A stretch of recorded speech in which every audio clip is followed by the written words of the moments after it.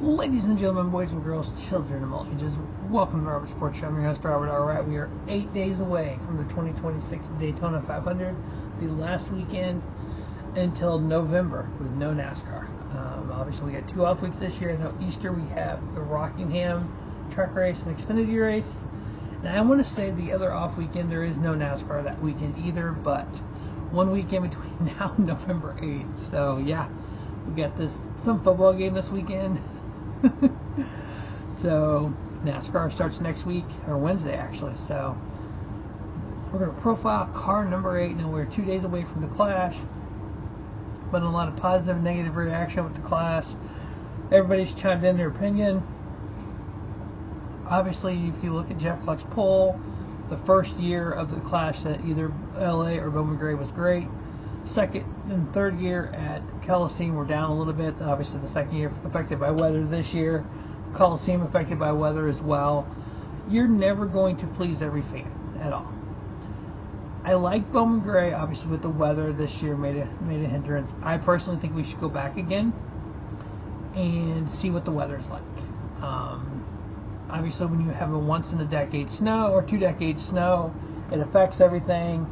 Now, long term, I think you take the Clash, you put it at a non-NASCAR point track. So any track that's used during the NASCAR season, the Clash cannot go to. Take it to Brazil or something like that. That's cool. I know there's a couple oval tracks in Mexico. Go there. Maybe go to Kevin Harvick's Kern County Raceway, stuff like that.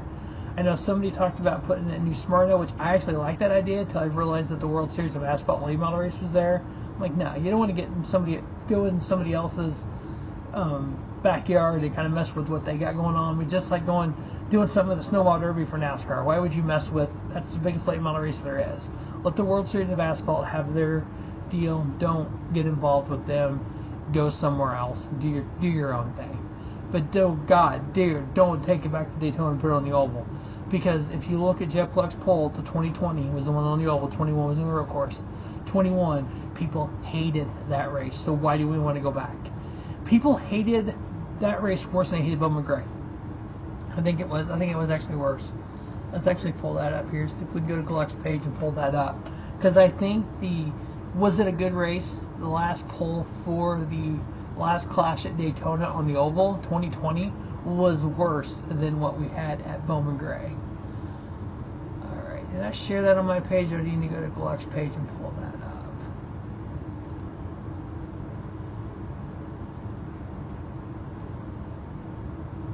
I thought I shared it on my page. Let's see.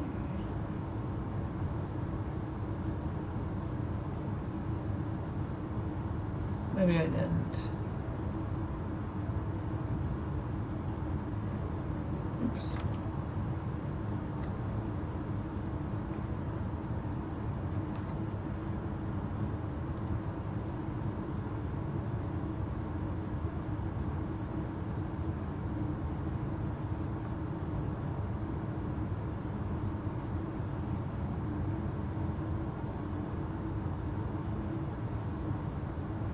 Yeah, was the Clash a good race? It was 42, yes, 57 now.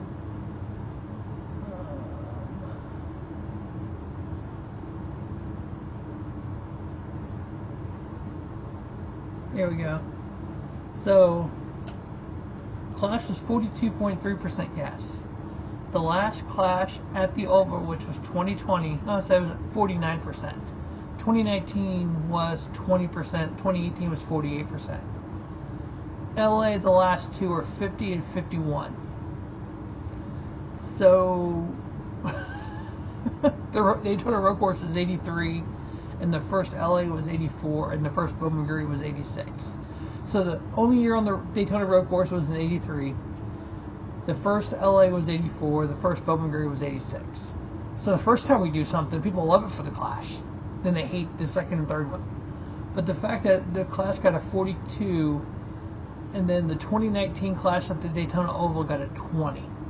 And people want to go back to the Oval. I don't understand that whatsoever. But anyway, we are 8 days away. We're gonna move forward. Clash is behind us. We're gonna profile car number 8 today and 08. And then obviously 1 week from Daytona tomorrow we get the 7. We'll get some stuff up for the. They put out the new rules for the qualifying, which everyone's confused about, which I don't understand. So your 36 charter cars are guaranteed to start a spot. At least 4 spots. You have 45 cars this year. So you have, what is that? 9 cars for 4 spots. After qualifying on Wednesday, the top 2 of those 9 open cars are guaranteed a spot because of the fastest lap. If they're the fastest of the 9, they're guaranteed in the Daytona 500.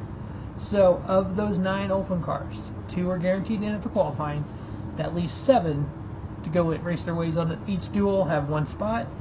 You'll have 3 in one and 4 in the other to race for that spot. Simple. People are making a big deal. They didn't change the rules. These have been the rules before. They've done this before. 2 years ago, I guarantee they did this because I did a video about it. So, all right, we are car number 8. Obviously, number 8. When you first think of number 8, you think of Dale Earnhardt Jr. First thing you come up to, obviously, 8 Budweiser car he drove for years and years. Car number 8, 1,582 starts, 44 wins, 214 top 5s, 426 top 10s, 32 poles. First race, July 10th, 1949. Last race, November 2nd, 2025. 95 different drivers, 5 different drivers won. Finished Chevrolet 754 times, obviously DEI and RCR. 335 times a Ford, 221 a Buick, 169 Dodge, 111 Pontiac, 35 Hudson, 18 Mercury, 18 Plymouth, 9 Oldsmobile, and 4 Chrysler. On the Cup side, Dale Earnhardt Jr., obviously the most starts, 291, 17 wins, 76 top 5s, 121 top 10s, average finish of 16.4, 2-time Daytona 500 champion. Ed Negri, 283 starts, 1 top 5, 16 top 10s, 8 average finish of 21.7. Now, when I think of the number 8, I think of Bobby Helen Jr. 204 starts. He had the number 8 Miller High Life team car to Bobby Allison's 12 Miller High Life. 1 win. He won that win at Talladega. 8 top 5s, 41 top 10s, average finish of 18.3. Go a little old school here. Joe Weatherly had 110 starts in the number 8. 20 wins, 67 top 5s, 86 top 10s, average finish of 6.7. Now, the next 2 actually surprised me. Tyler Reddick, Kyle Busch. Now, each of them had 3 seasons in the RCR number 8. We know Tyler Reddick had 3 seasons. He was supposed to leave the following year, ended up leaving early with Kurt Busch being injured and out, and Kyle Busch took over, and there was this whole big thing about they signed Kyle Busch to drive the 8. They weren't going to do anything for Tyler Reddick. They're going to kind of put him in an open car as long as he was under contract. They ended up getting him out of that contract and stuff, so that didn't happen. But 3 seasons for both of them. They both won multiple races, 3-year races in the season. They each had 2 seasons they didn't win. But as close as these stats are, it's just mind-boggling to me. So, Tyler Reddick, Kyle Busch, 108 starts each in the number 8. 3 wins for both of them. Tyler Reddick had 16 top 5s.